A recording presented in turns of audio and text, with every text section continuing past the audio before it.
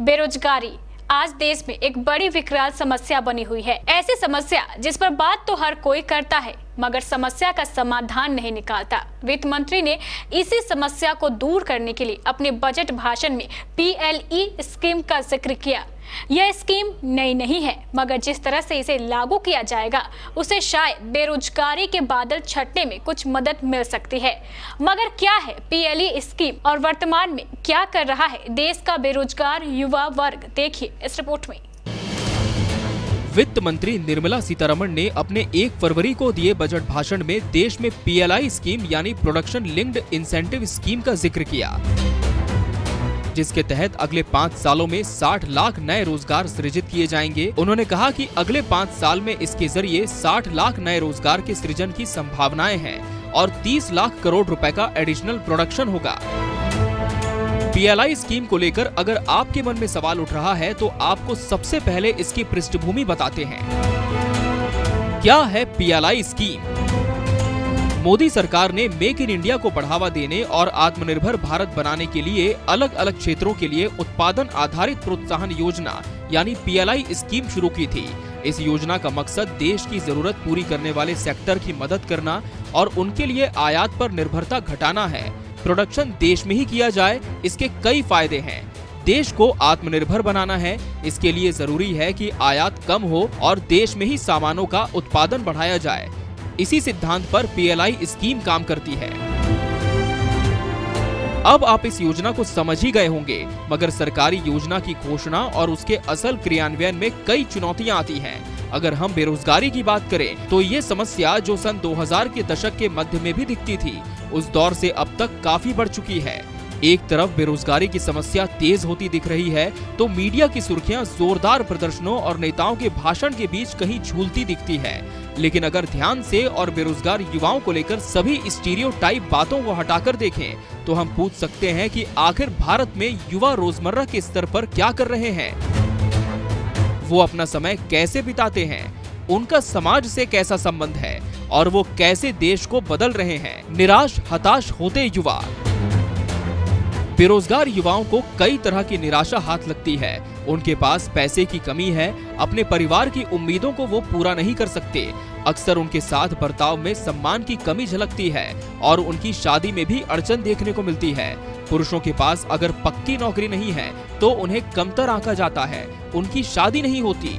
उन्होंने अपनी पढ़ाई और जॉब खोजने में जितना समय बिताया है उसके बारे में वो खराब महसूस करते हैं। साथ ही नौकरी नागरिकता से भी ये समस्या जुड़ी है। सरकारी नौकरी नहीं मिली तो हो जाते हैं मायूस। बहुत सारे ऐसे युवा होते हैं जो किशोरावस्था में ये सोचते हैं कि सरकारी नौकरी हासिल करके वो देश की सेवा करेंगे, जिसे हासिल कर पाना आज के दौर में काफी मुश्किल हो गया है।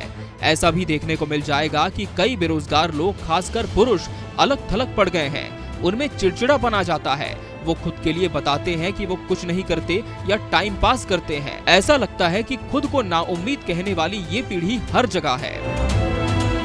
आंका जाता है कमतर।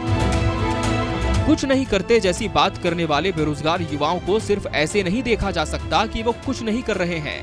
हर रोज के कामकाज में युवा नजदीकी से शामिल होते हैं। ये कुछ न कुछ काम खोज ही लेते हैं। ऐसा जरूरी नहीं कि ये काम हाई क्वालिटी का हो या उसमें इन युवाओं के सभी कौशल का इस्तेमाल हो, लेकिन इतना जरूर है कि इससे काम बन जाता है। ये भी खास बात है कि बेरोजगार युवा अपने समुदाय के लिए काफी कुछ कर रहे हैं। समाज का ये वर्ग भारत की सिविल सोसाइटी का मुख्य आधार बन गया है। सोशल सर्विस में भागीदारी देते युवा। ऐसे युवा अक्सर सामाजिक बदलाव के माध्यम के तौर पर काम करते हैं। वो अपने गांव कस्बे में दूसरों के लिए वॉलंटियर या सहायक के तौर पर काम करते हैं। ये युवा दूसरों को बताते हैं कि सरकारी सेवाओं का इस्तेमाल कैसे करें। टेक्नोलॉजी, माइक्रो क्रेडिट, धर्म कर्म से जुड़े कामकाज, पर्यावरण की देखभाल और विकास से जुड़े नए आइडियाज ये युवा सर्कुलेट करते हैं। कभी कभी इनका विरोध प्रदर्शन भी देखने को मिलता है, लेकिन ज्यादातर समय राजनीति से दूर इनका जुड़ाव सर्विस और इंफ्रास्ट्रक्चर के आसपास होता है। ये अपने इलाकों में स्कूल चाहते हैं, शिक्षक चाहते हैं। कई बेरोजगार युवा खुद की मदद नहीं कर सकते, लेकिन वो अपनी आने वाली पीढ़ियों की मदद कर सकते हैं। ऐसी पीढ़ी जो अभी बच्ची है, किशोर हैं और उनका परिवार उन्हें समझाने में पूरी तरह कामयाब नहीं है। ऐसी पीढ़ी के लिए ये 18 से 35 साल के बेरोजगार युवा बीच की पीढ़ी बन जाते हैं। केबीसी न्यूज की इस रिपोर्ट में जो युवाओं की स्थिति बताई जा रही है, उसका ये मतलब बिल्कुल भी नहीं है कि बेरोजगारी को अच्छे तरीके से पेश किया जा रहा है। इसका मतलब है देश के अलग अलग कोने में रहने वाले बेरोजगार युवाओं की ऊर्जा को बताना, जो भारत की आबादी में ऊर्जा के केंद्र के तौर पर समझे जा सकते हैं। ये बेरोजगार युवा भारत और दुनिया के भविष्य के लिए काफी अहम हैं। नीतियां बनाने वालों से भी ये सवाल पूछना लाजमी है कि आखिर कैसे युवाओं के इस समुदाय को बाहरी संगठनों के द्वारा सपोर्ट दिया जा सकता है। शायद महात्मा गांधी राष्ट्रीय ग्रामीण रोजगार गारंटी योजना यानी मनरेगा का विस्तार करके, ताकि युवा जिस तरीके की सामुदायिक सेवा अभी कर रहे हैं उन्हें भी इसमें शामिल किया जाता है और एक संगठित ढांचा बनाकर उन्हें मौका दिया जा सकता है। ऐसा भी तरीका खोजा जा सकता है कि बेरोजगार युवाओं को उनके स्किल के साथ मान्यता दी जा सके और उन्हें काम मिल सके। एक बात तो साफ है कि युवा तो मौके के लिए बेताब हैं और उम्मीद है कि सरकार की PLI स्कीम के तहत जिन 60 लाख रोजगारों की बात की गई है, उसे जब प्रायोगिक तौर पर क्रियान्वित किया जाएगा, तब हमारे इस बेरोजगार युवा वर्ग को एक नई दिशा मिलेगी। अब सब कुछ सरकार के दावे और वादे पर ही निर्भर करता है, वरना कहने वाले तो कह के गए ही हैं। कस्में, वादे, प्यार, वफा, सब बात है बातों का क्या। Bureau report, KBC news.